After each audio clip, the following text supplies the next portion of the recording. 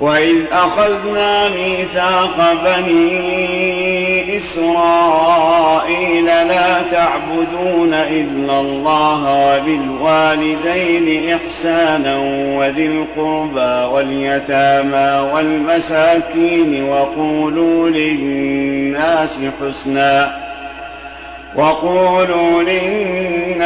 حسنا وأقيموا الصلاة وآتوا الزكاة ثم توليتم إلا قليلا منكم وأنتم معرضون. وإذ أخذنا ميثاقكم لا تسفكون دماءكم ولا تخرجون أنفسكم من دياركم ثم أقررتم وأنتم تشهدون.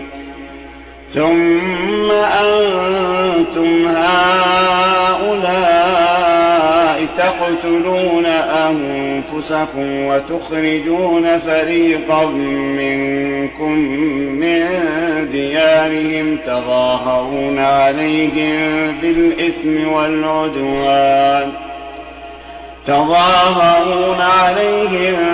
بالإثم والعدوان وإن يأتوكم أسارى تفادوهم وهو محرم عليكم إخراجهم. أفتؤمنون ببعض الكتاب وتكفرون ببعض؟